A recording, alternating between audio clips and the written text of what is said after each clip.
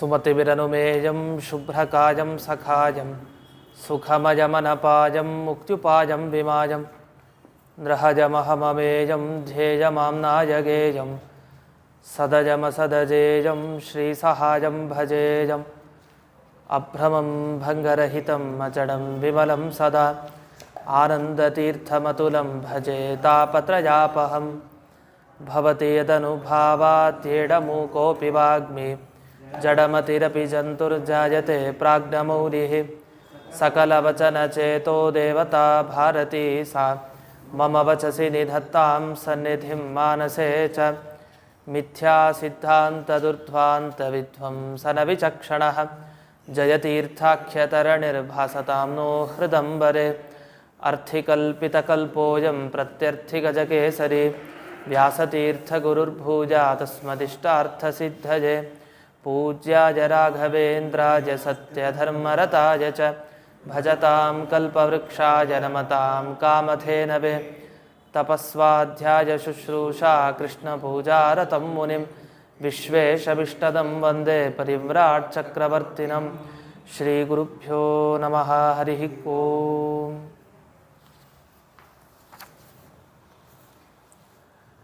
ಮೊದಲನೆಯ ಶ್ಲೋಕ.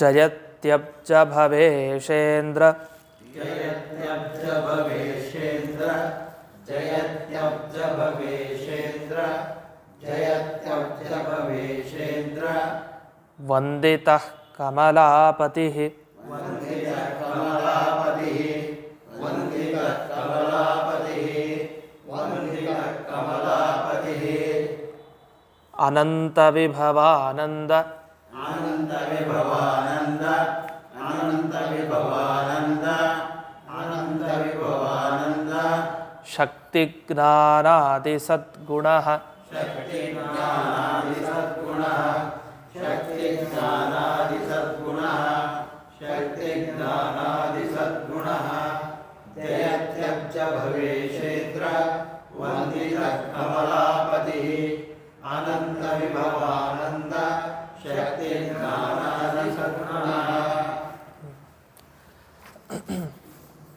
ನಮಗೆ ತಂತ್ರಸಾರ ಸಂಗ್ರಹದಲ್ಲಿ ಒಟ್ಟು 4 ಅಧ್ಯಾಯ. ಮೊದಲನೇ ಅಧ್ಯಾಯದಲ್ಲಿ ನಮಗೆ ದೇವರ ಪೂಜೆಗೆ ಸಂಬಂಧಪಡೋ ವಿಷಯಗಳು ಮತ್ತು ನಾರಾಯಣಾಷ್ಟಾಕ್ಷರ ಮಂತ್ರ ಅದೆಲ್ಲ ಹೇಗೆ ಬಂತು ಅಂತ, ವ್ಯಾಹೃತಿ ಗಾಯತ್ರಿ ಪ್ರತಿಯೊಂದು ಹೇಗೆ ಬಂತು ಅಂತ ಹೇಳ್ತಾರೆ. ಮೊದಲಿಗೆ ಈ 2ನೇ ಲೆಫ್ಟ್ ಸೈಡ್ ಪೇಜಲ್ಲಿ ಕೊಟ್ಟಿದ್ದಾರೆ ನೋಡಿ, ಇದ್ರ ಮಹಿಮೆ. ಮಧ್ವ ವಿಜಯದಲ್ಲಿ ಒಂದು ಶ್ಲೋಕ ಬರುತ್ತೆ ಅಂತ. ಮಧ್ವ ವಿಜಯದಲ್ಲಿ ಒಂದು ಶ್ಲೋಕ ಏನಂತಿದೆ? ಕಸ್ತಂತ್ರಸಾರಂ ಸಂಪ್ರಾಪ್ಯ ನ ಸ್ಯಾತ್ ಪರ್ಯಾಪ್ತ ವಾಂಛಿತಃ ಅಮರೈರಾಶ್ರಿತಚ್ಛಾಯಂ ಕಲ್ಪದ್ರುಮ ಮೀವೋತ್ತಮ. ಇದು ಕಲ್ಪದ್ರುಮ ಅಂತ. ಯಾವುದು? ತಂತ್ರಸಾರ ಸಂಗ್ರಹ. ಯಾಕೆ ಕಲ್ಪದ್ರುಮ ಅಂತಂದರೆ, ಕಲ್ಪದ್ರುಮ ಅಂದರೆ ಯಾವುದು? ಕಲ್ಪವೃಕ್ಷ ಅಂತ ಅರ್ಥ. ಧ್ರುವ ಅಂದರೆ ವೃಕ್ಷ, ಕಲ್ಪ ಅಂದರೆ ನಮ್ಮ ಸಂಕಲ್ಪಗಳು, ನಾವೇನು ಅಂದ್ಕೊಳ್ತೀವಿ ಅದೆಲ್ಲ ಪೂರ್ಣೆ ಮಾಡೋ ಮರ. ಅದಕ್ಕೆ ಕಲ್ಪ ಧ್ರುವ, ಕಲ್ಪವೃಕ್ಷ ಅಂತ ಅದನ್ನು ಕರೀತಾರೆ. ತಂತ್ರಸಾರನೂ ಕಲ್ಪವೃಕ್ಷ ಅಂತೆ. ಯಾಕೆಂದರೆ ಕಲ್ಪವೃಕ್ಷದ ಬಳಿ ಹೋಗಿ ಏನಾದ್ರು ಬೇಡಿದ್ರೆ ನಮ್ಗೆ ಈಡೇರುತ್ತೆ. ನಾವು ಯಾವುದು ಇಂಥದ್ದು ನಮಗೆ ಸಿಗಲಿಲ್ಲ ಅಂತಿಲ್ಲ ಆ ಕಲ್ಪವೃಕ್ಷದ ಹತ್ರ. ಹಾಗೆ ತಂತ್ರಸಾರ ಯಾರ ಬಳಿ ಇದೆ, ತಂತ್ರಸಾರ ಅಂದರೆ ಈ ಗ್ರಂಥ, ಆ ತಂತ್ರಸಾರ ಸಂಗ್ರಹ ಆಗ್ಬೋದು ಅಥವಾ ಮೂಲ, ಇದಕ್ಕೆ ಮೂಲ ಒಂದಿದೆ ತಂತ್ರಸಾರ, ಅದು ಯಾರ ಕೈನಲ್ಲಿದೆ ಅದು ಎಲ್ಲವನ್ನೂ ಕೂಡ ಈಡೇರಿಸುತ್ತೆ ಅಂಥ ವ್ಯಕ್ತಿಗೆ ಅಂತ. ಹೇಗೆ ಅಂದರೆ ಅಮರೈಹಿ ಆಶ್ರಿತಚ್ಛಾಯಂ. ಅಮರ ಅಂದರೆ ದೇವತೆಗಳು, ಮರಣ ಇಲ್ಲದೆ ಇರೋ ಅಮರರು ದೇವತೆಗಳು. ದೇವತೆಗಳು ಯಾವಾಗಲೂ ಒಂದು ಮರದ ನೆರಳಿನಲ್ಲಿ ಕೂತಿದ್ದಾರೆ. ಅದು ಯಾವ ಮರ? ಅದೇ ಕಲ್ಪವೃಕ್ಷ. ಕಲ್ಪವೃಕ್ಷದ ನೆರಳಿನಲ್ಲಿ ಕೂತಿದ್ದಾರೆ. ಆದ್ದರಿಂದ ಆ ಕಲ್ಪವೃಕ್ಷದಂತೆ ನಮಗೆ ಈ ತಂತ್ರಸಾರ ಸಂಗ್ರಹ ಒಳ್ಳೆಯ ನೆರಳನ್ನು ಕೊಡುತ್ತೆ ಅಂದರೆ ಅಭಿಪ್ರಾಯ.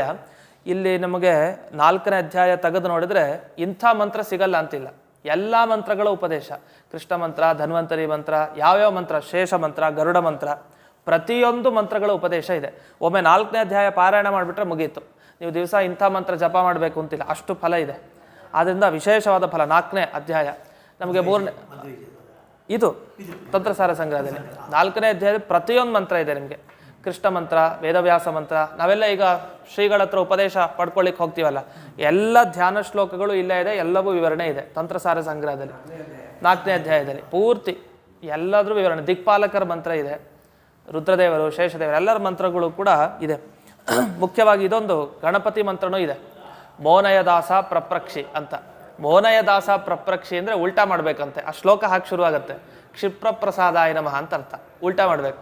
ಅದಕ್ಕೆ ಮೋನಯದಾಸ ಪ್ರಪ್ರಕ್ಷಿ ಅಂತ ಶ್ಲೋಕ ಬರೆದಿದ್ದಾರೆ. ಅದು ಉಲ್ಟಾ ಮಾಡಿ ನೋಡಿದ್ರೆ ಗಮನಿಸಿದ್ರೆ ಕ್ಷಿಪ್ರ ಪ್ರಸಾದಾಯ ನಮಃ ಅಂತ. ಇದು ಪ್ರತಿಯೊಂದು ಗಣಪತಿ ಮಂತ್ರದಿಂದ ಹಿಡಿದು ಎಲ್ಲ ರಕ್ತಾಂಬರೋ ರಕ್ತತನು ಅಂತೆಲ್ಲ ಇದೆಯಲ್ಲ, ಅದೆಲ್ಲ ಇಲ್ಲೇ ಬರೋದು ತಂತ್ರಸಾರ ಸಂಗ್ರಹದಲ್ಲಿ. ಅದರಿಂದ ಅಪರೂಪದ ಕೃತಿ. ದೇವರ ಪೂಜೆಗೆ ಸಂಬಂಧಪಡುತ್ತೆ, ಒಳ್ಳೆಯ ನಿಯಮ. ಮತ್ತು ಪ್ರತಿಮೆ ಲಕ್ಷಣಗಳನ್ನು ಹೇಳುತ್ತೆ. ತತ್ವನ್ಯಾಸ ಮಾತೃಕಾನ್ಯಾಸದ ಬಗ್ಗೆ ನಮಗೆ ಬರುತ್ತೆ. ಮತ್ತು ಪ್ರತಿಮೆ ಲಕ್ಷಣ ಅಂದರೆ ಒಂದು ಪ್ರತಿಮೆಯನ್ನು ದೇವಸ್ಥಾನದಲ್ಲಿ ಪ್ರತಿಷ್ಠಾಪನೆ ಮಾಡ್ತಾರೆ. ಪ್ರತಿಷ್ಠಾಪನೆ ಮಾಡಬೇಕಾದ್ರೆ ಆ ಪ್ರತಿಮೆ ಎಷ್ಟು ಎತ್ತರ ಇರಬೇಕು, ಅದು ಎಷ್ಟು ಅಂಗುಲ ಇರಬೇಕು, ಕೈ ಬೆರಳುಗಳು, ಅದ್ರ ಬಗ್ಗೆ ಒಂದು ವಿವರಣೆ ಇದೆ. ಈ ಥರ ಎಲ್ಲ ಸಮಗ್ರವಾದ ಕೃತಿ ನಮಗೆ ತುಂಬ ಹತ್ರ, ನಮಗೆ ಬೇಕಾಗಿದೆ ಅಂಥ ವಿಷಯಗಳು. ಆ ರೀತಿ ಕೃತಿ ತಂತ್ರಸಾರ ಸಂಗ್ರಹ. ಒಂದು ಮಾತು ಹೇಳ್ತಾರೆ, 3 ಮಾಡಬೇಕಂತೆ. ಒಂದ ಓದಬೇಕು, ಒಂದು ತಿಳ್ಕೊಳ್ಬೇಕು, ಒಂದು ಅನುಷ್ಠಾನ. 3 ಇದೆ ಜೀವನದಲ್ಲಿ. ಒಂದ ಓದಬೇಕು ಅಂದರೆ ಬರೀ ಶ್ಲೋಕ ಓದ್ತಾ ಇರ್ತೀವಿ, ಎಷ್ಟೋ ಬಾರಿ ಸ್ತೋತ್ರ ಓದ್ತಾ ಇರ್ತೀವಿ, ಓದೋದು ಕಲ್ತಿರ್ತೀವಿ ಅಷ್ಟೇ, ಅದು ಅರ್ಥಜ್ಞಾನ ಇರಲ್ಲ. ಕೆಲವರು ತಿಳ್ಕೊತಾರೆ, ಕಷ್ಟಪಟ್ಟು ಪಾಠವನ್ನು ಕೇಳಿ ಆ ಸ್ತೋತ್ರಗಳ ಅರ್ಥ ತಿಳ್ಕೊಳ್ತೀವಿ. ಆದರೆ 3ನೇದು ಕಷ್ಟ, ಅನುಷ್ಠಾನಕ್ಕೆ ತರೋದು ಕಷ್ಟ. ಹಾಗಾದರೆ ಮೊದಲು ಓದೋದು, ಆಮೇಲೆ ತಿಳ್ಕೊಳ್ಳೋದು, ಮತ್ತೊಂದು ಅನುಷ್ಠಾನ. ಈ ತಂತ್ರಸಾರದ ಬಗ್ಗೆ ಓದಿದ್ರೂ ಎಲ್ಲ ಸಕಲ ಅಭೀಷ್ಟ ಪೂರಕ ಅಂತೆ. ಇನ್ನು ಅದನ್ನು ತಿಳ್ಕೊಂಡ್ರೆ ಕೇಳಬೇಕಾಗಿಲ್ಲ, ಇನ್ನು ಅನುಷ್ಠಾನಕ್ಕೆ ತಂದ್ರಂತೂ ಕೇಳಲೇಬೇಕಾಗಿಲ್ಲ ಅಂತ. ಈ ರೀತಿ 3ಕ್ಕೂ, ಓದೋದಕ್ಕೂ ಜೊತೆಗೆ ತಿಳ್ಕೊಳ್ಳಿಕ್ಕೆ ಮತ್ತು ಅನುಷ್ಠಾನ ಮಾಡಲಿಕ್ಕೆ ಅಂತ. ಇದನ್ನು ನಾವು ಹೇಳ್ತಾ ಇಲ್ಲ, ತಂತ್ರಸಾರದಲ್ಲಿ ಹೇಳಿದ್ದಾರೆ ಅಂತ. ಆ ಮುಂದಿನ ಶ್ಲೋಕ ನೋಡಿ, ಎಡಭಾಗದಲ್ಲಿ ಮುಂದಿನ ಶ್ಲೋಕ. ಗ್ರಂಥೋಯಂ ಪಾಠ ಮಾತ್ರೇಣ ಸಕಲ ಅಭೀಷ್ಟ ಸಿದ್ಧಿದ. ಪಾಠ ಮಾತ್ರೇಣ, ಬರೀ ಓದಿದ್ರೆ ಸಾಕು, ಸಕಲ ಅಭೀಷ್ಟ ಸಿದ್ಧಿದ, ನಮಗೆ ಅಭೀಷ್ಟ ಪೂರಣೆ ಮಾಡುತ್ತಿದ್ದು. ಕಿಮು ಜ್ಞಾನಾತ್, ಇನ್ನು ಜ್ಞಾನ, ಅದರ ಅರ್ಥವನ್ನು ತಿಳ್ಕೊಂಡ್ರೆ ಕಿಮು ಹೇಳಬೇಕೇನು ಅದ್ರ ಬಗ್ಗೆ ಅಂತ. ಇನ್ನು ಅನುಷ್ಠಾನಾತ್, ಅನುಷ್ಠಾನ ಮಾಡಿದ್ರು ಸಾಕು. ಉಭಯಸ್ಮಾತ್ ಪುನಃ ಕಿಮು, ಎರಡೂ ಇದ್ರಂತೂ ಮಾತಾಡೋ ಹಾಗೆ ಇಲ್ಲ ಅಂತ. ಇಷ್ಟು ತಂತ್ರಸಾರ ಸಂಗ್ರಹದ ಬಗ್ಗೆ ಮಹಿಮೆಯನ್ನು ಹೇಳ್ತಾ ಮೊದಲನೇ ಶ್ಲೋಕಕ್ಕೆ ಬಂದಿದ್ದೀವಿ.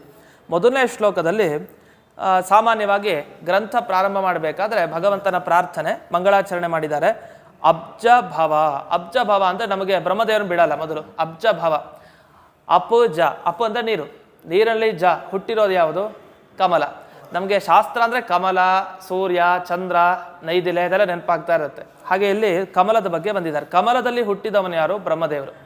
ಹಾಗಾದರೆ ಅಬ್ಜ ಭವ ಅಂದರೆ ಬ್ರಹ್ಮದೇವರು. ಆಮೇಲೆ ಈಶ, ಈಶ ಅಂತಂದರೆ ರುದ್ರದೇವರು. ಆಮೇಲೆ ಇಂದ್ರ, ಇಂದ್ರದೇವರು.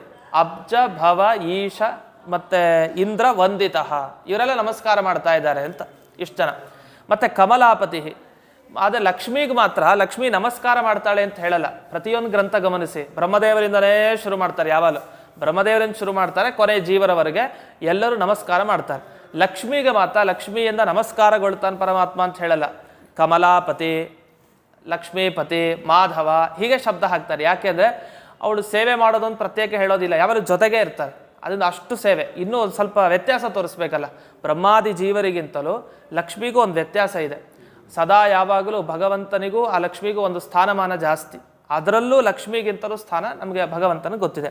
ಕಮಲಾಪತಿ, ಅನಂತ ವಿಭವ, ಆನಂದ, ಶಕ್ತಿ, ಜ್ಞಾನ, ಆದಿ ಸದ್ಗುಣ. ಅವನ್ನೆಲ್ಲ ಗುಣಗಳಿದೆ. ಸದ್ಗುಣಗಳು ಯಾವುದಿದೆ? ಶಕ್ತಿ, ಜ್ಞಾನ, ಆನಂದ. ಅದಕ್ಕೆ ಮಿತಿ ಇಲ್ಲ, ಅದು ಅನಂತ ಅಂತ ಹೇಳ್ತೀವಿ. ಅನಂತ ಅಂತ ಅಂದರೆ ಕೊನೆ ಇರೋದು, ಅನಂತ ಅಂದರೆ ಮಿತಿ ಇಲ್ಲ. ಅದಕ್ಕೆ ವಿಭವ, ವೈಭವ. ನಮಗೆ ನಮ್ಮ ಆನಂದ ಅಂದ್ಕೊಂಡು ನಮಗೇನು ಆನಂದ ಆಗ್ತಾ ಇದೆ ಅದಕ್ಕೆ ಹೋಲಿಸ್ಕೊಳ್ಬಾರ್ದಂತೆ. ಅದು ವಿಭವ ಆನಂದ, ಅದು ಬೇರೆ ಆನಂದ. ನಮ್ಮ ಶಕ್ತಿ, ಆ ಭಗವಂತನ ಶಕ್ತಿ ಬೇರೆ, ಅದು ವೈಭವದ ಶಕ್ತಿ. ಯಾಕೆ ಅವನು ತನ್ನ ಶಕ್ತಿಯಿಂದ ಇಡೀ ಜಗತ್ತಿನ ಸೃಷ್ಟಿಯನ್ನೇ ಮಾಡ್ತಾನೆ. ಮತ್ತು ಅವನು ಆನಂದ ಪಡೋ ಆನಂದ ನಮಗೆ ಖಂಡಿತ ಸಿಗ್ಲಿಕ್ಕೆ ಸಾಧ್ಯ ಇಲ್ಲ. ಮತ್ತು ಜ್ಞಾನ, ಅವನಿಗಿರೋ ಜ್ಞಾನ ಎಂಥದ್ದು, ನಮಗಿರೋ ಜ್ಞಾನ ಎಂಥದ್ದು. ಆದ್ದರಿಂದ ಅವನಲ್ಲಿರೋದೆಲ್ಲ ವಿಭವ, ವಿಶೇಷವಾದ ವೈಭವದ ಆ ಜ್ಞಾನ, ಶಕ್ತಿ, ಆನಂದ. ನಮ್ಮಲ್ಲಿರೋದು ಅದಲ್ಲ. ಈ ರೀತಿ ನಮ್ಮ ಜ್ಞಾನಕ್ಕೂ ಅವನಿಗೆಲ್ಲ ವ್ಯತ್ಯಾಸ ಇದೆ ಅಂತ ಹೇಳಿ ಜಯತಿ ಅಂತ. ಜಯತಿ ಅಂದರೆ ಉತ್ಕೃಷ್ಟನಾಗಿದ್ದಾನೆ ಅಂತ ಅರ್ಥ. ಜಯತಿ ನಾವೆಲ್ಲ ಇದೆಲ್ಲ ಹೇಳ್ತೀವ, ಶ್ರೀ ಮೂಲ ರಾಮಚಂದ್ರೋ ವಿಜಯತೆ ಅಂತೆಲ್ಲ ಹೇಳ್ತೀವಲ್ಲ. ಅಲ್ಲಿ ವಿ ಅಂತಿರೋದ್ರಿಂದ ಜಯತೆ ಆಗಿದೆ. ಯಾಕೆಂದ್ರೆ ಅಲ್ಲಿ ವ್ಯಾಕರಣದ ನಿಯಮ, ವಿಜಯತಿ ಅಂತ ಆಗಲ್ಲ, ವಿಜಯತೆ ಆಗ್ಬೇಕು, ವಿ ಇದ್ರೆ ಸೇರ್ಕೊಂಡ್ರೆ. ಇಲ್ಲಿ ಜಯತಿ ಹಾಕಿದ್ದಾರೆ, ಬರೀ ವಿ ತೆಗೆದು ಬಿಟ್ರೆ ಜಯತಿ ಆಗುತ್ತೆ. ಜಯತಿ ಇದ್ರೆ ಉತ್ಕೃಷ್ಟನಾಗಿದೆಯಾ ನೀನು, ಎಲ್ರಿಗಿಂತಲೂ ಮೇಲಿದೆಯಾ ಅಂತ ಅರ್ಥ. ಆ ಮೇಲಿರೋದ್ರ ಬಗ್ಗೆ ನಮಗೆ ಸ್ಪಷ್ಟ. ಯಾಕೆಂದರೆ ಎಲ್ಲರೂ ನಮಸ್ಕಾರ ಮಾಡ್ತಾರೆ, ಲಕ್ಷ್ಮೀಪತಿ, ಅವನಿಗಿರೋ ಗುಣಗಳು ನಮ್ಮಲ್ಲಿ ಯಾರೂ ಇಲ್ಲ ಅಂದಮೇಲೆ ಅವನು ಜಯತಿ, ಉತ್ಕೃಷ್ಟನಾಗಿದ್ದಾನೆ ಅಂತ. ಇದಾಗ ಮುಂದಿನ ಪದ್ಯಕ್ಕೆ ಹೋಗೋಣ. ಈ ತಂತ್ರಸಾರ ಸಂಗ್ರಹ ಮಾಡಿದ್ರಲ್ಲ ಆಚಾರ್ಯರು, ಇದಕ್ಕೆ ಮೂಲ ಯಾವುದು? ಮೂಲ ತಂತ್ರಸಾರ ಅಂತ ಒಂದು ಗ್ರಂಥ ಇದೆ. ಆ ತಂತ್ರಸಾರದಿಂದ ಇವರು ಸಂಗ್ರಹ ಮಾಡ್ಕೊಂಡಿದ್ದಾರೆ. ಅದೇ ತಂತ್ರಗಳ ಸಾರ. ಆ ತಂತ್ರಸಾರವನ್ನು ಇವರು ಸಂಗ್ರಹ ಮಾಡಿ ಕೊಟ್ಟಿದ್ದಾರೆ ನಮ್ಗೆ ಆಚಾರ್ಯರು. ಅದು ಯಾರು ಹೇಳಿದ್ದು, ಯಾರಿಗೆ ಹೇಳಿದ್ದು ಅಂತೆಲ್ಲ ಮತ್ತೆ ಪ್ರಶ್ನೆ ಬರುತ್ತೆ. ಅದಕ್ಕೆ ಉತ್ತರ ಕೊಡಲಿಕ್ಕೆ ಈ 2ನೇ ಶ್ಲೋಕ ಹೊರಟಿದೆ. ವಿಧಿಂ ವಿಧಾಯ ಸರ್ಗಾದೌ ವಿಧಿಂ ವಿಧಾಯ ಸರ್ಗಾದೌ ವಿಧಿಂ ವಿಧಾಯ ಸರ್ಗಾದೌ ವಿಧಿಂ ವಿಧಾಯ ಸರ್ಗಾದೌ ತೇನ ಪೃಷ್ಟೋಬ್ಜಲೋಚನಃ ತೇನ ಪೃಷ್ಟೋಬ್ಜಲೋಚನಃ ತೇನ ಪೃಷ್ಟೋಬ್ಜಲೋಚನಃ ತೇನ ಪೃಷ್ಟೋಬ್ಜಲೋಚನಃ ಪ್ರಾಹ ದೇವೋ ರಮೋತ್ಸಂಗ ರಾಹದೇವೋ ರಮೋತ್ಸಂಗ ರಾಹದೇವೋ ರಮೋತ್ಸಂಗ ರಾಹದೇವೋ ರಮೋತ್ಸಂಗ ವಿಲಸತ್ಪಾದಪಲ್ಲವಃ ವಿಲಸತ್ಪಾದಪಲ್ಲವಃ ವಿಲಸತ್ಪಾದಪಲ್ಲವಃ ವಿಲಸತ್ಪಾದಪಲ್ಲವಃ ವಿಧಿಂ ವಿಧಾಯ ಸರ್ಗಾದೌ ತೇನ ಪೃಷ್ಟೋಬ್ಜಲೋಚನಃ ರಾಹದೇವೋ ರಮೋತ್ಸಂಗ ವಿಲಸತ್ಪಾದಪಲ್ಲವಃ. ಇದು ಬಿಡಿಸ್ಕೊಳ್ಳೋದೆಲ್ಲ ನಾವು ಬಿಡಿಸಿರ್ತೀವಿ. ಹೇಗೆ ಮೊದಲನೇ ಶ್ಲೋಕ ಹೇಳಿದೆ ಆಗಲೇ, ಜಯತ್ಯಬ್ಜ ಭವೇಶೇಂದ್ರ ಅಂತ ನಿಲ್ಲಿಸಿದೆ. ವಾಸ್ತವಿಕವಾಗಿ ಒಂದೇ ಪದ ಅದು. ಅಬ್ಜ ಭವ ಈಶ ಇಂದ್ರ ವಂದಿತಃ ಒಂದೇ ಪದ ಅದು. ಅರ್ಥ ಬಿಡಿಸಿ ನಾವು ಹೇಳ್ಕೊಡ್ತೀವಿ ಅಷ್ಟೇ. ಹೇಳಬೇಕಾದ್ರೆ 8 ಅಕ್ಷರಕ್ಕೆ ನಿಲ್ಲಿಸ್ತಾ ಇರ್ತೀವಿ. 8 ಅಕ್ಷರಕ್ಕೆ. ಮುಂದಿನ ಲೈನಲ್ಲೂ ಅನಂತ ವಿಭವಾನಂದ ಅಂತ ನಾನು ನಿಲ್ಲಿಸ್ದೆ. ಅದು ಹೇಳ್ಕೊಡ್ಬೇಕಾದ್ರೆ ಅದು 8 ಅಕ್ಷರ ಅಂತ. ಆದರೆ ಒಂದೇ ಪದ ಅದು. ಅನಂತ ವಿಭವಾನಂದ ಶಕ್ತಿ ಜ್ಞಾನಾದಿ ಸದ್ಗುಣ ಒಂದೇ ಪದ ಸಂಸ್ಕೃತದಲ್ಲಿ. ಅದನ್ನು ಬಿಡಿಸಿ ಹೇಳ್ಕೊಡೋದು. ಈ ಮುಂದಕ್ಕೆ ಸಮಸ್ಯೆ ಆಗಲಿಲ್ಲ ನಮಗೆ. ವಿಧಿಂ ವಿಧಾಯ ಸರ್ಗಾದೌ ಅದು ಒಂದೇ ಪದ. ಅದೇ ಸರಿಯಾಗಿದೆ ನಿಲ್ಲಿಸೋದು. ಸ್ವಲ್ಪ ಮುಂದಕ್ಕೆ ಹೋದರೆ ಮುಂದಿನ ಲೈನ್ಗೆ ಪ್ರಾಹ ದೇವೋ ರಮೋತ್ಸಂಗ ಅಂತ ನಾವು ನಿಲ್ಲಿಸಬಾರ್ದು. ಹೇಳ್ಕೊಡ್ಬೇಕಾದ್ರೆ ಹೇಳ್ಕೊಡ್ತೀವಿ ಅಷ್ಟೇ. ಆದರೆ ಒಂದೇ ಪದ. ರಮೋತ್ಸಂಗ ವಿಲಸತ್ಪಾದ ಪಲ್ಲವಃ ಅಂತ ಇಷ್ಟು. ಮೊದಲು ವಿಧಿಂ ವಿಧಾಯ ವಿಧಿ, ನಮ್ಮ ವಿಧಿ ಹೀಗಿದೆ, ವಿಧಿ ಹೇಗಿರುತ್ತೋ ಗೊತ್ತಿಲ್ಲ, ವಿಧಿ ಲಿಖಿತ ಅಂತೆಲ್ಲ ಶಬ್ದ ಹೇಳ್ತಾ ಇರ್ತೀವಲ್ಲ. ವಿಧಿ ಅಂದ್ರೇನು? ವಿಧಿ ಅಂದರೆ ಬ್ರಹ್ಮ ಅಂತ ಅರ್ಥ. ಬ್ರಹ್ಮ ಲಿಖಿತ ಹೇಗೋ ಗೊತ್ತಿಲ್ಲ ಅಂತ. ಇಲ್ಲಿ ವಿಧಿಂ ವಿಧಾಯ ಸರ್ಗಾದವು. ಸರ್ಗ ಅಂದರೆ ಸೃಷ್ಟಿ. ಸೃಷ್ಟಿಯ ಮೊದಲಿಗೆ ಯಾರು ಬಂದಿದ್ದು? ಸೃಷ್ಟಿಯ ಮೊದಲಿಗೆ ಬರೋರು ಚತುರ್ಮುಖ ಬ್ರಹ್ಮದೇವರು. ಹಾಗಾದರೆ ವಿಧಿಂ ವಿಧಾಯ ಚತುರ್ಮುಖ ಬ್ರಹ್ಮದೇವರನ್ನು ಸೃಷ್ಟಿ ಮಾಡ್ದ ಪರಮಾತ್ಮ. ಆಮೇಲೆ ಆ ಅಬ್ಜಲೋಚನ ತೇನ ಪೃಷ್ಟ ಅಂದರೆ ಅಬ್ಜಲೋಚನ ಅಂದರೆ, ಲೋಚನ ಅಂದರೆ ಕಣ್ಣು. ಕಣ್ಣು ಅಬ್ಜದಂತೆ ಇದೆ. ಅಬ್ಜ ಅಂತ ಹಿಂದಿನ ಶ್ಲೋಕದಲ್ಲೂ ಬಂತು. ಜಯತಿ ಅಬ್ಜ ಅಂದರೆ ಅಪ್ಪು ಅಂದರೆ ನೀರು, ಜ ಕಮಲ, ನೀರೆಲ್ಲೂ ಹುಟ್ಟಿದ್ದು. ಹಾಗಾದರೆ ಕಮಲದಂತಹ ಕಣ್ಣು ಯಾರಿಗೆ? ಪರಮಾತ್ಮನಿಗೆ. ಅವನಿಗೆ ಪೃಷ್ಟ ಕೇಳಿದಾನೆ. ಯಾರು? ಬ್ರಹ್ಮದೇವರು ಕೇಳಿದ್ರು. ಸೃಷ್ಟಿ ಮಾಡಾಯಿತು ಬ್ರಹ್ಮದೇವರನ್ನ. ಆಗ ಬ್ರಹ್ಮದೇವರಿಗೆ ಪ್ರಶ್ನೆ ಬಂತು. ಆ ಪ್ರಶ್ನೆಯನ್ನು ಪರಮಾತ್ಮನ ಬಳಿ ಕೇಳ್ತಾ ಇದ್ದಾರೆ. ಆಗ ಪರಮಾತ್ಮ ಬ್ರಹ್ಮದೇವರಿಗೆ ಉಪದೇಶ ಕೊಟ್ಟ. ಅದು ಯಾವುದು? ತಂತ್ರಸಾರ. ತಂತ್ರಸಾರವನ್ನು ಉಪದೇಶ ಕೊಟ್ಟಿತ್ತು. ಅದು ಹೇಗೆ ಉಪದೇಶ ಕೊಟ್ಟ ಅಂದರೆ, ರಮಾ ಉತ್ಸಂಗ ವಿಲಸತ್ ಪಾದ ಪಲ್ಲವ. ಪಲ್ಲವ ಅಂದರೆ ಚಿಗುರು ಅಂತ ಅರ್ಥ. ಅವನ ಕಾಲು ಅದು ಚಿಗುರಿನಂತೆ ಇದೆ, ಅಷ್ಟು ಕೋಮಲ ಅಂತ ಅರ್ಥ. ಯಾರು? ಭಗವಂತನ ಪಾದ. ಆ ಪಾದವನ್ನು ಎಲ್ಲಿ ಇಟ್ಟಿದ್ದಾನೆ ಅಂದರೆ ರಮೆಯ ತೊಡೆ ಮೇಲೆ ಇಟ್ಟಿದ್ದಾನೆ. ಉತ್ಸಂಗ ಅಂದರೆ ತೊಡೆ. ಲಕ್ಷ್ಮೀದೇವಿಯ ತೊಡೆ ಮೇಲೆ ಭಗವಂತ ಕಾಲನ್ನು ಇಟ್ಟಿದ್ದಾನೆ. ಅಂದರೆ ಲಕ್ಷ್ಮೀದೇವಿ ಸೇವೆ ಮಾಡ್ತಾ ಇದ್ದಾಳೆ. ಹಾಗಂತ ಲಕ್ಷ್ಮೀದೇವಿಗೆ ನೋವಾಗತ್ತೆ ಅಂತ ಯೋಚನೆ ಮಾಡೋ ಹಾಗಿಲ್ಲ. ಯಾಕೆ? ಅದು ಪಲ್ಲವ, ಚಿಗುರು, ಅದು ಕೋಮಲ. ಅದೇ ಲಕ್ಷ್ಮಿಗೆ ಅದರಿಂದ ಏನು ದುಃಖ? ಅವಳಿಗೆ ಅನಂತ ಶಕ್ತಿ ಇದೆ, ಅದು ಬೇರೆ ವಿಷಯ. ಹಾಗಂತ ಲಕ್ಷ್ಮಿಗೆ ತೊಂದರೆ ಕೊಡ್ತಾ ಇಲ್ಲ. ಕೋಮಲವಾದ ಪಾದವನ್ನು ಇಟ್ಟಿದ್ದಾನೆ. ವಿಲಸತ್ ಪಾದ. ವಿಲಸತ್ ಅಂದರೆ ಹೊಳಿತಾ ಇರುವಂಥ ಪಾದ ಅಂತ. ಹಾಗಾದ್ರೆ ಏನಾಯಿತು? ಪ್ರಸಂಗ ತುಂಬ ಚೆನ್ನಾಗಿದೆ. ಈ ತಂತ್ರಸಾರ ಹೇಳಬೇಕಾದ್ರೆ ಏನೋ ನಾಟಕಕ್ಕೆ ನಗು ಮುಖದಲ್ಲಿ ಅಪಹಾಸ್ಯ ಮಾಡ್ತಾ ಇರೋದಲ್ಲ. ಲಕ್ಷ್ಮೀದೇವಿ ಭಗವಂತನ ಪಾದವನ್ನು ತನ್ನ ತೊಡೆಯ ಮೇಲೆ ಇಟ್ಕೊಂಡು ಸೇವೆ ಮಾಡ್ತಾ ಇದ್ದಾಳೆ. ಭಗವಂತ ಪ್ರಸನ್ನವಾಗಿ ಕೂತಿದ್ದಾನೆ, ಸೃಷ್ಟಿ ಮಾಡಿದ್ದಾನೆ. ಆಗ ಬ್ರಹ್ಮದೇವರು ತಮ್ಮ ತಂದೆಯ ಬಳಿ ಪ್ರಶ್ನೆ ಕೇಳಿದ್ದಾರೆ. ಆದ್ದರಿಂದ ತುಂಬ ಗೋಪ್ಯವಾದ ವಿಚಾರ ಇದು. ಎಲ್ಲೂ ಸುಳ್ಳಿಗೆ ಅವಕಾಶನೇ ಇಲ್ಲ. ಯಾಕೆ? ಒಳ್ಳೆಯ ಸಂದರ್ಭ, ವಾತಾವರಣ ಇದೆ. ಯಾಕೆಂದರೆ ತಮಾಷೆ ಮಾಡೋದು ಈಗ ಅಜ್ಞಾತವಾಸದಲ್ಲಿ ಎಷ್ಟೋ ಸಲ ತಮಾಷೆಗಳಾಗೋಯ್ತು. ಮಹಾಭಾರತ ಸಂದರ್ಭದಲ್ಲಿ ಸುಳ್ಳು ಹೇಳ್ತಾ ಇದ್ರು ಅಜ್ಞಾತವಾಸದಲ್ಲೆಲ್ಲ. ಆದರೆ ಆ ಥರ ಇಲ್ಲಿ ಸುಳ್ಳು ಹೇಳ್ತಾ ಇಲ್ಲ. ದೊಡ್ಡವರು ಸುಳ್ಳು ಹೇಳೋದಿದೆ. ಯಾಕೆಂದರೆ ಅಂಥ ಪರಿಸ್ಥಿತಿ ಬಂದಾಗ ಸುಳ್ಳು ಹೇಳಬೇಕಾಗಿ ಬರುತ್ತೆ. ಆದರೆ ಇಲ್ಲಿ ಸುಳ್ಳು ಹೇಳ್ತಾ ಇಲ್ಲ. ಭಗವಂತ ಬುದ್ಧನಾಗಿ ಬಂದಾಗ ಸುಳ್ಳು ಹೇಳ್ದ. ಆದರೆ ಇಲ್ಲಿ ಸುಳ್ಳು ಹೇಳ್ತಾ ಇಲ್ಲ. ಮೂಲ ರೂಪದಿಂದನೇ ಉಪದೇಶ ಕೊಟ್ಟಿದ್ದಾನೆ ಬ್ರಹ್ಮದೇವರಿಗೆ. ಅದು ತಂತ್ರಸಾರ. ಇದು ಬಹಳ ಉತ್ತಮ ಅಂತ. ಇದ್ರ ಬಗ್ಗೆ ವಿವರಣೆ ಕೊಡ್ತಾ ನೋಡಿ, ಎಲ್ಲಿ ಬರೆದಿದ್ದಾರೆ. ಅಥ ವಿಷ್ಣೂದಿತೆ ತಂತ್ರಸಾರೆ ಅಂತ 3ನೇ ಲೈನಲ್ಲಿ ಕೊಟ್ಟಿರ್ತಾರೆ. ವಿವರಣೆ ಅನ್ನೋಲ್ಲಿ ಕೊಟ್ಟಿರ್ತಾರೆ. ಅಂದರೆ ಇದು 4ನೇ ಅಧ್ಯಾಯದಲ್ಲಿ ಬರುತ್ತೆ ಅಂತ ಹೇಳ್ತಾರೆ. ಅಂದರೆ ತಂತ್ರಸಾರವನ್ನು ಭಗವಂತನೇ ಹೇಳಿದಾನೆ ಅಂತ ಇದು ಪ್ರಮಾಣ. ನಮಗೆ ಸುಮ್ಮನೆ ಹೇಳ್ತಾ ಇಲ್ಲ, ಆಚಾರ್ಯರ ಮುಂದಕ್ಕೆ ಹೇಳ್ತಾರೆ ಕೂಡ. ಅಂದರೆ ವಿಷ್ಣು ಮೊದಲಿಗೆ ಬ್ರಹ್ಮದೇವರಿಗೆ ಹೇಳಿದ ವಿಷಯವೇ ತಂತ್ರಸಾರ, ಅದರಿಂದ ಸಂಗ್ರಹವನ್ನು ಆಚಾರ್ಯರು ಮಾಡಿದ್ದಾರೆ. ಆ ತಂತ್ರಸಾರ ನಮಗೆ ಸಿಗಲ್ಲ, ನಮಗೆ ಸಿಗಲ್ಲ ಪೂರ್ತಿ ತಂತ್ರಸಾರ ಎಷ್ಟು ಅಂತ. ಆಚಾರ್ಯರು ತಮ್ಮ ದಿವ್ಯ ದೃಷ್ಟಿಯಿಂದ ಆ ತಂತ್ರಸಾರದಿಂದ ಒಂದಿಷ್ಟು ಸಂಗ್ರಹ ಮಾಡಿಕೊಂಡು ಇಷ್ಟು ಶ್ಲೋಕಗಳ ಮುಖಾಂತರ 4 ಅಧ್ಯಾಯದಲ್ಲಿ ಒಂದೊಂದು ವಿಷಯ ತಿಳಿಸಿದ್ದಾರೆ ಅಂತ. ಇದಾದ ಮೇಲೆ ತಂತ್ರ ಅಂದರೆ ಏನು ಅಂತ ನಮಗೆ ರಾಘವೇಂದ್ರ ತಂತ್ರ ಕಿವಿಗೆ ಶಬ್ದಕ್ಕೆ ಬಿದ್ದಿರುತ್ತೆ. ರಾಘವೇಂದ್ರ ತಂತ್ರ ಅಂತ ಕೃಷ್ಣಾವಧೂತರು ರಚನೆ ಮಾಡಿದ ತಂತ್ರ. ರಾಯರ ಅಂತರಂಗ ಭಕ್ತರವರು ಇಬ್ಬರು, ಅಪ್ಪಣಾಚಾರ್ಯರು ಒಬ್ಬರನ್ನು ಕೇಳ್ತೀವಿ, ಮತ್ತೊಂದು ಕೃಷ್ಣಾವಧೂತರು ಕೇಳ್ತೀವಿ. ಕೃಷ್ಣಾವಧೂತರು ಮೊದಲು ನಾಸ್ತಿಕರಾಗೇ ಜೀವನ ಕಳೀತಾರೆ. ಸುಮಾರು ಎಲ್ಲ ಏನೇನು ಅನಾಚಾರ ಒಟ್ಟೆಲ್ಲ ಅನಾಚಾರಿಗಳಾಗಿರ್ತಾರೆ. ರಾಯರ ಅನುಗ್ರಹದಿಂದ ಕೊನೆಗೆ ಉದ್ಧಾರ ಆಗ್ತಾರೆ. ಅವ್ರಿಗೆ ಬೇರೆ ತಂತ್ರಗಳೆಲ್ಲ ಚೆನ್ನಾಗಿ ಗೊತ್ತಿರುತ್ತೆ. ಬೇರೆ ತಂತ್ರಗಳೆಲ್ಲ, ತಂತ್ರಗಾರಿಕೆ ಅಂದರೆ ನಮಗೆ ಗೊತ್ತಿದೆ, ಮಾಟ ಮಂತ್ರ ಇತ್ಯಾದಿಗಳು. ಮಾಟ ಮಂತ್ರ ತಂತ್ರಗಾರಿಕೆ ಅಂದರೆ ಅದು. ಆದರೆ ವೈಷ್ಣವ ತಂತ್ರ ಅಂದರೆ ಇದು ಬೇರೆ ತಂತ್ರಗಳು. ಅದಕ್ಕೆ ಪ್ರತಿಯಾಗಿ ತಂತ್ರಗಳಿವೆಲ್ಲ.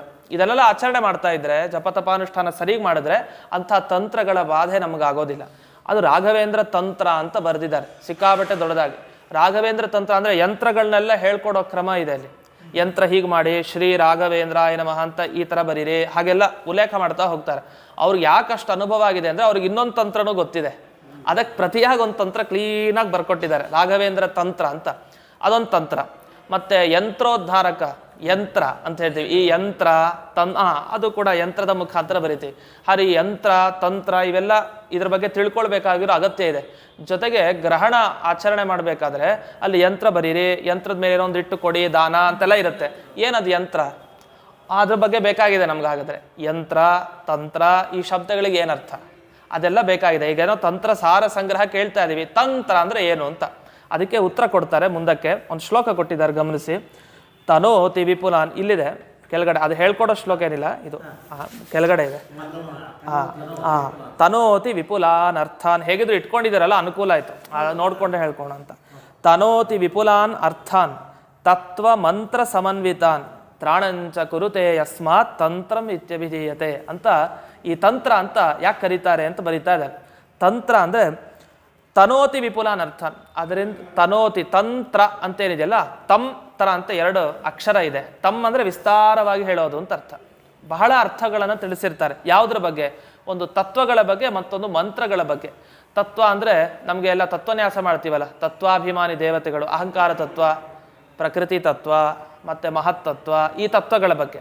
ಜೊತೆಗೆ ಅದರ ಅಭಿಮಾನಿ ದೇವತೆಗಳ ಬಗ್ಗೆ, ಜೊತೆಗೆ ಮಂತ್ರಗಳ ಬಗ್ಗೆನೂ ಹೇಳಿದ್ದಾರೆ. ಇದನ್ನು ವಿಸ್ತಾರವಾಗಿ ಹೇಳೋದ್ರಿಂದ ತಮ್ ಅಂತ ಕರೀತಾರೆ. ಸರಿ, ಇದರಿಂದ ಹೇಳಿದ್ರಿಂದ ಏನು? ನಮಗೆ ತ್ರಾಣ ರಕ್ಷಣೆ ಕೊಡುತ್ತೆ, ಆದ್ದರಿಂದ ತಂತ್ರ ಅಂತ ಕರೀತಾರೆ ಅಂತ. ಹಾಗಾದ್ರೆ ಒಟ್ಟೇನಾಯಿತು? ಆಚಾರವನ್ನು ಉಪದೇಶ ಮಾಡುತ್ತಿದ್ದು, ಧಾರ್ಮಿಕ ಅನುಷ್ಠಾನ ಹೇಗೆ ಮಾಡಬೇಕು ಅನ್ನೋದನ್ನು ಉಪದೇಶ ಮಾಡೋ ಮುಖಾಂತರ ನಮಗೆ ರಕ್ಷಣೆ ಕೊಡೋ ಗ್ರಂಥ, ಅದಕ್ಕೆ ತಂತ್ರ ಗ್ರಂಥಗಳು ಅಂತ ಕರಿತೀವಿ. ತಂತ್ರದಲ್ಲೂ ತುಂಬ ಇದೆ, ಕೆಲವು ಕೆಟ್ಟ ತಂತ್ರಗಳು ಇದೆ. ಅಥರ್ವ ವೇದ ಮಂತ್ರಗಳಲ್ಲಿ ಬರುವಂತಹ ತಂತ್ರಗಳಿದೆ, ಕೆಲವು ಆಭಿಚಾರಿಕ ಹೋಮ, ಅದು ತಂತ್ರಗಳ ಇದರಲ್ಲೇ ಸೇರುತ್ತೆ. ತಂತ್ರ ಅಂದ ಕೂಡಲೇ ದಿಢೀರಂತ ಆ ಪುಸ್ತಕ ತೆಗೆದು ಓದೋ ಹಾಗಿಲ್ಲ. ವೈಷ್ಣವ ತಂತ್ರ ಅದು ಈ ತಂತ್ರಸಾರ ಸಂಗ್ರಹದಲ್ಲಿ ಬಂದಿದ್ದು ಮಾತ್ರ ತಗೊಳ್ಬೇಕು. ಈ ಕಾಲದಲ್ಲಿ ತುಂಬ ತಂತ್ರಗಳಿದೆ. ಶಾಕ್ತ ತಂತ್ರ ಅಂತ ಒಂದಿದೆ, ಇದೆಲ್ಲ ಉಲ್ಲೇಖ ಮಾಡಿದ್ದಾರೆ, ಇದರಲ್ಲೇ ಗಮನಿಸ್ಬೋದು. 3 ತಂತ್ರ ಇದೆ ಅಂತ ಬರೀತಾರೆ, ಗಮನಿಸಿ. ಒಂದು ಶಾಕ್ತ, ಒಂದು ಶೈವ, ಮತ್ತೊಂದು ವೈಷ್ಣವ. ಶೈವ ತಂತ್ರ ಇದೆ. ಶಾಕ್ತ ಅಂದರೆ ಶಕ್ತಿ ದೇವತೆ, ಅಂದರೆ ಲಕ್ಷ್ಮೀ ಅಂತ ಅವರು ಹೇಳ್ತಾರೆ.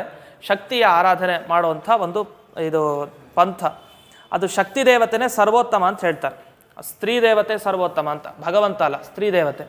ಅವಳೇ ಬ್ರಹ್ಮ ವಿಷ್ಣು ಮಹೇಶ್ವರನ ಸೃಷ್ಟಿ ಮಾಡ್ತಾಳೆ, ಶಕ್ತಿ ತಂತ್ರ. ಅದಕ್ಕೆ ಕೆಲವು ನಾವೆಲ್ಲ ಸಪ್ತಶತಿ ಎಲ್ಲ ಪಾರಾಯಣ ಮಾಡೋದಿದೆಯಲ್ಲ, ಸಪ್ತಶತಿಲೆಲ್ಲ ಕೆಲವು ಬರುತ್ತೆ ಸರ್ವೋತ್ತಮ ಅಂತ ಶಕ್ತಿ ದೇವತೆ ಉಪಾಸನೆ ಮಾಡಿದ್ದಾರೆ, ಅದನ್ನು ಸಪ್ತಶತಿ ಹೇಳಬಾರ್ದು ಅಂತ, ಅದು ತಾಮಸ ಇದರಲ್ಲಿ ಸೇರುತ್ತೆ ಅಂತ ಕೆಲವರು ಹೇಳ್ತಾರೆ, ಕೆಲವರು ರಾಜಸ ಅಂತಾರೆ, ಒಂದೊಂದು ರೀತಿ ಅರ್ಥ. ಅಂತೂ ಶಾಕ್ತ ದುರ್ಗಾ ಸಪ್ತಶತಿ ಬಗ್ಗೆ ಅದೆಲ್ಲ ವೈವಕ್ಷಿಕ. ಅದರಿಂದ ಅರ್ಥ ಒಳ್ಳೆ ಅರ್ಥ ತಗೊಳ್ಳಿಕ್ಕೆ ಬಂದರೆ ಮಾಡ್ಬೋದು, ಏನು ತೊಂದರೆ. ಅವ್ರವ್ರ ಅಧಿಕಾರಿ ಭೇದೇನ ವ್ಯವಸ್ಥೆ. ಅದೇ ಕೆಲವ್ರ ಪ್ರಕಾರ, ಎಲ್ಲರ ಪ್ರಕಾರ ಅಲ್ಲ. ಅದೇ ಕೆಲವ್ರ ಆಚರಣೆ ನಾವು ಇಟ್ಕೊಂಡಿಲ್ಲ, ಕೆಲವರು ನಮ್ಮಲ್ಲಿ ಆಚರಣೆ ಮಾಡೋದಿದೆ. ಎರಡು ಥರನೂ ಇದೆ. ಅವ್ರವರು ಉತ್ತರ ಕೊಡೋದು ಹೀಗೆ, ಕೆಲವರು ಅದಕ್ಕೆ ಆಕ್ಷೇಪ ಮಾಡೋರು, ಕೆಲವರು ಮಾಡ್ತಾರೆ, ಅದೇನು ತೊಂದರೆ ಇಲ್ಲ. ಅಷ್ಟೇ, ಅದೇನು ತಪ್ಪಿಲ್ಲ, ಮಾಡ್ಬೋದು. ಹೌದು, ಸಪ್ತಶತಿಯಲ್ಲಿ ಅವಳೇ ಸರ್ವೋತ್ತಮ ಅಂತ ಲೆಕ್ಕಕ್ಕೆ ಬಂದಿದೆ.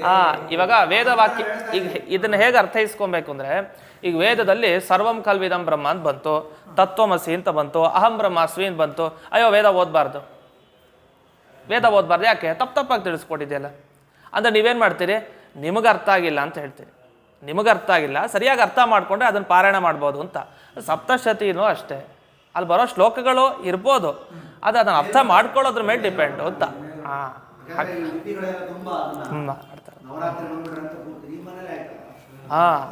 ಅಂದರೆ ಅದನ್ನು ಶಾಕ್ತ ತಂತ್ರ ಅಂತ ಕೆಲವ್ರು ಏನು ಮಾಡಿದ್ದಾರೆ, ಅದನ್ನೇ ಪ್ರಧಾನ ಅಂತ ಇಟ್ಕೊಂಡು ಮಾಡ್ತಾರೆ. ಆ ಅನುಸಂಧಾನ ಇರಲ್ಲ ಅಂತ ನೀವು ಹೇಳಿದಾಗ, ಈಗ ಅಂತರ್ಯಾಮಿ ಚಿಂತನೆ, ಅದ್ರ ಜೊತೆಗೆ ಪರಮಾತ್ಮನ ಚಿಂತನೆ ಅಂತೆಲ್ಲ ಮಾಡಿ, ಅಂದರೆ ದುರ್ಗಾದೇವಿಯ ಜೊತೆಗೆ ಪರಮಾತ್ಮನ ಚಿಂತನೆ ಮಾಡಿ. ಹೌದೌದು, ತುಂಬ ಮಾಡಿಸ್ತಾರೆ. ಅಲ್ಲ, ಹಾಗೂ ಒಂದು ಆಕ್ಷೇಪ ಮಾಡ್ತಾರೆ ಅದ್ರ ಬಗ್ಗೆ, ಅದರ ಅರ್ಥೈಸ್ಕೊಳ್ಳೋದ್ರಲ್ಲಿ ವ್ಯತ್ಯಾಸ ಆಗತ್ತೆ ಅಷ್ಟೇ. ಅಂತೂ ಶಾಕ್ತ ತಂತ್ರ, ಮತ್ತೊಂದು ಶೈವ ತಂತ್ರ. ಈಗ ರುದ್ರದೇವರೇ ಸರ್ವೋತ್ತಮ ಅಂತ ಹೇಳುವಂಥ ಕೆಲವರು ಅವ್ರನ್ನ ಇಟ್ಕೊಂಡು ತಂತ್ರಗಳ ರಚನೆ ಮಾಡಿದ್ದಾರೆ. ವೈಷ್ಣವ ತಂತ್ರ, ಹೀಗೆ ಅನೇಕ ಮತಾಚಾರ್ಯರು ಮಾಡಿದ್ದಾರೆ ತಂತ್ರ ಗ್ರಂಥಗಳನ್ನು. ಬರೀ ನಮ್ಮ ಮಧ್ವಾಚಾರ್ಯರು ಮಾತ್ರ ಅಲ್ಲ, ಬೇರೆ ಮತಾಚಾರ್ಯರು ಕೂಡ ಮಾಡಿದ್ದಾರೆ. ಇದು ತಂತ್ರ ಶಬ್ದದ ವಿಚಾರ. ಇದೊಂದು ಶ್ಲೋಕ ಹೇಳ್ಕೊಟ್ಬಿಟ್ಟು ಮುಕ್ತಾಯ ಮಾಡ್ತೀನಿ. ಮುಂದಿನ ಶ್ಲೋಕ. ಅಹಮೇಕೋಖಿಲ ಗುಣೋ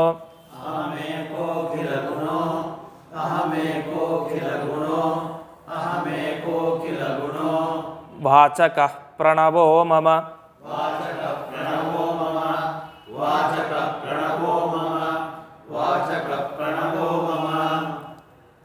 ಅಕಾರಾದ್ಯತಿ ಶಾಂತಾಂತಃ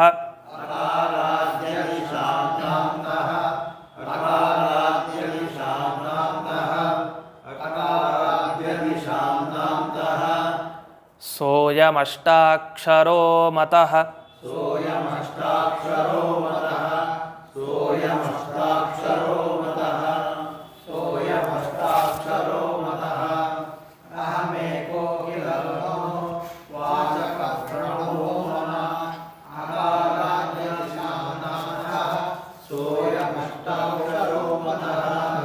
ಇದು ತುಂಬ ಪ್ರಸಿದ್ಧ. ಇದು ಏನು ವಿಷಯ ಅಂದರೆ ಪ್ರಣವ ಅಂದರೆ ಓಂಕಾರ. ಓಂಕಾರದಲ್ಲಿ ಎಷ್ಟು ಇದೆ ಅಂತ ಅಕ್ಷರಗಳು. ಸಾಮಾನ್ಯವಾಗಿ ನಮಗೆ ಅಕಾರ, ಉಕಾರ, ಮಕಾರ ಅಂತ ಇಷ್ಟು ತಿಳ್ಕೊಂಡಿದ್ದೀವಿ. ಆದರೆ ಇಲ್ಲಿ ಹೇಳೋದು ಇನ್ನೂ 5 ಜಾಸ್ತಿ ಹೇಳ್ತಾರೆ. ಒಟ್ಟು 8 ಅಕ್ಷರ ಓಂಕಾರದಲ್ಲಿ ಇದೆ ಅಂತ ಹೇಳ್ತಾರೆ. ಯಾವುದು? ಅಕಾರ, ಉಕಾರ, ಮಕಾರ ಆಯಿತು. ಆಮೇಲೆ ಅಕಾರಾದಿ ಅತಿಶಾಂತ ಅಂತ ಹೇಳ್ತಾರೆ. ಮಧ್ವಾಚಾರ್ಯ ಪೂರ್ತಿ ಹೇಳಿಲ್ಲ, 8 ಯಾವುದು ಅಂತ ಹೇಳಿಲ್ಲ, ನಾವು ತಿಳ್ಕೊಳ್ಬೇಕು. ಅಲ್ಲಿ ಅಕಾರದಿಂದ ಶುರು ಮಾಡಿ ಅತಿಶಾಂತ ಅನ್ನೋವರೆಗೆ 8 ಅಕ್ಷರ ಓಂಕಾರದಲ್ಲಿದೆ. ಹಾಗಾದರೆ ಅದು ಯಾವುದು 8 ಅಂತ ಅದರಲ್ಲಿ ಇಲ್ಲಿ ಕೊಟ್ಟಿರ್ತಾರೆ, ಗಮನಿಸಿ. ಪಕ್ಕದ ಪೇಜಲ್ಲಿದೆ ನೋಡಿ, ಪ್ರಣವದ ಸಂಖ್ಯೆ ಅಂತ ಕೊಟ್ಟಿರ್ತಾರೆ. ಅಕಾರ, ಉಕಾರ 87ನೇ ಪೇಜಲ್ಲಿದೆ. ಅಕಾರ, ಉಕಾರ, ಮಕಾರ, ನಾದ, ಬಿಂದು, ಕಲ, ಶಾಂತ, ಅತಿಶಾಂತ. ಇಷ್ಟು 8 ಅಕ್ಷರ ಇದಕ್ಕಿದೆ. ಈ 8 ಅಕ್ಷರವು ಯಾರನ್ನು ಹೇಳ್ತಾ ಇದೆ? ಅಹಮೇಕೋ ಅಖಿಲ ಗುಣ ವಾಚಕಃ, ನನ್ನ ಬಗ್ಗೆನೇ ಹೇಳ್ತಾ ಇದೆ ಅಂತ ಪರಮಾತ್ಮ ಚತುರ್ಮುಖ ಬ್ರಹ್ಮದೇವರಿಗೆ ಹೇಳಿದ ಮಾತು. ಅಖಿಲ ಗುಣ, ಓಂಕಾರಕ್ಕೆ ಏನರ್ಥ? ಗುಣ ಪರಿಪೂರ್ಣ ಅಂತ ಅರ್ಥ. ಯಾವುದೋ ಎಲ್ಲ ಓಂ ಅಥಾತೋ ಬ್ರಹ್ಮ ಜಿಜ್ಞಾಸ ಓಂ ಅಂತ ಹೇಳ್ತೀವಲ್ಲ, ಮೊದಲು ಗುಣಪೂರ್ಣ ಅಂತ ಓಂ ಅಂದರೆ ಅರ್ಥ. ನಿಲ್ಲಿಸ್ಬೇಕಾದ್ರೆ ಓಂ ಅಂದರೆ ಗುಣಪೂರ್ಣ ಅಂತ ಅರ್ಥ. ಇಡೀ ಬ್ರಹ್ಮಸೂತ್ರಗಳೆಲ್ಲ ಹೇಳಲಿಕ್ಕೆ ಹೊರಟಿರೋದು ಏನು? ಭಗವಂತನ ಸದ್ಗುಣಗಳನ್ನು ಹೇಳಲಿಕ್ಕೆ ಹೊರಟಿದೆ. ಎಲ್ಲ ಸದ್ಗುಣಗಳು ಭಗವಂತನಲ್ಲಿ ಇವೆ ಅಂತ ಹೇಳಲಿಕ್ಕೆ ಹೊರಟಿದೆ. ಅದನ್ನು ವಾದಿರಾಜರು ತಿಳಿಸ್ಕೊಡ್ತಾರೆ. ಮೊದಲು ಓಂ ಅಂದರೆ ಗುಣ ಪರಿಪೂರ್ಣ, ಮುಂದಿನ ಓಂ ಅಂತಿದೆಯಲ್ಲ ಅದು ಗುಣ ಪರಿಪೂರ್ಣ. ಹೀಗೆ ಪ್ರತಿಯೊಂದು ಸೂತ್ರದ ಮೊದಲು ಕೊನೆಗೆ ಹೇಳೋ ಓಂಕಾರಕ್ಕೆ ಗುಣ ಪರಿಪೂರ್ಣ ಅಂತಲೇ ಅರ್ಥ ಮಾಡಬೇಕು ಅಂತ. ಇದು ಎಲ್ಲರೂ ಹೇಳಲ್ಲ. ಇದನ್ನು ಏನು ಹೇಳ್ತಾರೆ ಅಂದರೆ, ಮೊದಲನೇ ಓಂಕಾರ ಇದೆಯಲ್ಲ, ಮೊದಲನೇ ಸೂತ್ರದ ಮೊದಲನೇ ಓಂಕಾರ ಏನು ಹೇಳ್ತೀವಿ ಅದು ಯದ್ಯಪಿ ಒಟ್ಟು 3 ಓಂಕಾರ ಅಂತ ಅದರಲ್ಲಿ ಚರ್ಚೆ ಇದೆ. 3 ಓಂಕಾರ ಅಂತ ಇಟ್ಕೊಂಡ್ರೆ ಓಂ ಓಂ ಅಥಾತೋ ಬ್ರಹ್ಮ ಜಿಜ್ಞಾಸ ಓಂ. ಮುಂದಿನ ಸೂತ್ರದಲ್ಲಿ ಓಂ ಜನ್ಮಾದೇಶೇತಃ ಓಂ, 2 ಓಮಲ್ಲಿ ಮೊದಲನೇದ್ರಲ್ಲಿ ಮಾತ್ರ ಓಂ ಓಂ ಅಥಾತೋ ಬ್ರಹ್ಮ ಜಿಜ್ಞಾಸ ಓಂ. ಮೊದಲು 2 ಓಂ ಸಿಕ್ತಲ್ಲ, ಒಂದು ಓಂ ಅನ್ನೋದಕ್ಕೆ ಸಾಮಾನ್ಯ ಮಂಗಳ ಅಂತ ಅರ್ಥ. ಯಾಕೆಂದರೆ ಪರಮಾತ್ಮನಿಂದ ಮೊದಲು 2 ಶಬ್ದ ಹೊರಗೆ ಬಂತು. ಸೃಷ್ಟಿ ಮಾಡ್ಲಿಕ್ಕೆ ಹೊರಟ ಪರಮಾತ್ಮ ಓಂಕಾರ ಮತ್ತು ಅಥ 2 ಶಬ್ದ ಹೊರಗೆ ಬಂತು ಕಂಠದಿಂದ. ಅದರಿಂದ ಅದು ಕಿವಿಗೆ ತುಂಬ ಮಂಗಳ ಅಂತ. ಅಂದರೆ ಓಂ ಅನ್ನೋದಕ್ಕೆ ಮಂಗಳ ಅಷ್ಟೇ, ಅದರಿಂದ ಮಂಗಳ ಆಗತ್ತೆ. ಆದರೆ ಅರ್ಥ ಏನು ಅಂತ ಬಿಡಿಸಿದ್ದಾರೆ. ಅದು ಮೊದಲನೇ ಸೂತ್ರದಲ್ಲಿ 1 ಓಂಕಾರಕ್ಕೆ ಗುಣ ಪರಿಪೂರ್ಣ ಅಂತ ಅರ್ಥ ಮಾಡಿದ್ದಾರೆ. ಆದರೆ ವಾದಿರಾಜರು ಹೇಳ್ತಾರೆ, ಪ್ರತಿಯೊಂದು ಸೂತ್ರದಲ್ಲಿರೋ ಓಂಕಾರ ಮೊದಲು ಕೊನೆಗೆ ಹೇಳಿರೋದು ಗುಣ ಪರಿಪೂರ್ಣ ಅಂತ ಅರ್ಥ. ಅದನ್ನು ಇಲ್ಲಿ ನೆನಪಿಸ್ಕೊಳ್ಬೇಕು ನಾವು. ಅಹಮೇಕೋ ಅಖಿಲ ಗುಣ, ನಾನೊಬ್ಬನೇ ಅಖಿಲ ಗುಣ ವಾಚಕ ಪ್ರಣವ. ನನ್ನ ಈ ಗುಣ ಪರಿಪೂರ್ಣ ಅನ್ನೋ ಅರ್ಥ ಹೇಳ್ತಾ ಇರೋದು ಯಾವುದು? ಪ್ರಣವ ಮಂತ್ರ ಅಂದರೆ ಓಂಕಾರ ಹೇಳ್ತಾ ಇದೆ ಅಂತ. ಇಷ್ಟು ವಿವರಣೆ ಬಂದಿದೆ. ಇದಕ್ಕೆ ತುಂಬ ವಿವರಣೆ ಇದೆ. 2 ಟಿಪ್ಪಣಿ ಇದೆ ಇದಕ್ಕೆ. ತಂತ್ರಸಾರ ಸಂಗ್ರಹಕ್ಕೆ 2 ಟಿಪ್ಪಣಿ. ಒಂದು ವ್ಯಾಸರಾಜ ಮಠದ ಪರಂಪರೆಯಲ್ಲಿ ಬಂದ ಯತಿಗಳು, ಯಾರು? ರಘುನಾಥ ತೀರ್ಥರು, ತಿರುಮಕೂಡ್ಲು. ಶೇಷಚಂದ್ರಿಕಾಚಾರ್ಯರ ಟಿಪ್ಪಣಿ ಇದೆ, ತತ್ವಕಣಿಕ ಅನ್ನೋ ಟಿಪ್ಪಣಿ. ನಾವು ಗೊತ್ತು ನಮಗೆ, ವ್ಯಾಸರಾಜರ ಸಮಾನ ಅಂತ ನಾವು ಹೇಳ್ತೀವಿ, ದಶಮೋ ಮತ್ ಸಮ ಅಂತ ಶೇಷಚಂದ್ರಿಕಾಚಾರ್ಯ ಟಿಪ್ಪಣಿ ತತ್ವಕಣಿಕ ಅಂತಂದಿದೆ. ಮತ್ತೊಂದು ಛಲಾರಿ ಆಚಾರ್ಯರು ಅಂತ ಬಹಳ ಪ್ರಸಿದ್ಧ. ನಮಗೆ ಛಲಾರಿ ಆಚಾರ್ಯರು ಕೇಳಲಿಲ್ಲ ಅಂದರೆ ಅದು ಶಾಸ್ತ್ರಾಧ್ಯಯನ ಆಗೋದೇ ಇಲ್ಲ. ಮಣಿಮಂಜರಿಯಿಂದ ಹಿಡಿದು ಎಲ್ಲದಕ್ಕೂ ಛಲಾರಿ ನರಸಿಂಹಾಚಾರ್, ಛಲಾರಿ ಶೇಷಾಚಾರ್ ಅವರ ಪರಂಪರೆನೇ ವ್ಯಾಖ್ಯಾನ ಪರಂಪರೆ, ಅಷ್ಟು ಬರೆದಿದ್ದಾರೆ. ಅವ್ರದ್ದು ತಂತ್ರಸಾರಾರ್ಥ ಸಂಗ್ರಹ ಅಂತ, ಇದಕ್ಕೊಂದು ತಂತ್ರಸಾರ ಅರ್ಥ ಸಂಗ್ರಹ ಅಂತ ಮಾಡಿದ್ದಾರೆ. ಅದೊಂದು ಟಿಪ್ಪಣಿ ಇದೆ. 2 ಟಿಪ್ಪಣಿನೂ ಪ್ರಿಂಟ್ ಇದೆ ನಮಗೆ. ಒಂದು ಇಲ್ಲಿನ ಇವರು ವಿದ್ಯಾಪಯೋನಿಧಿ ತೀರ್ಥರು, ಬಹುಶಃ ಅವ್ರು ಮಾಡಿಸಿದ್ರು ಅದನ್ನು. ಇವ್ರ ಹತ್ರನೇ ಈಗಿನ ಸ್ವಾಮಿಗಳಿದಾರಲ್ಲ, ಅವ್ರ ಪೂರಾಶ್ರಮದಲ್ಲಿ ಅವ್ರ ಕೈಲಿ ಮಾಡಿಸಿದ್ದಾರೆ.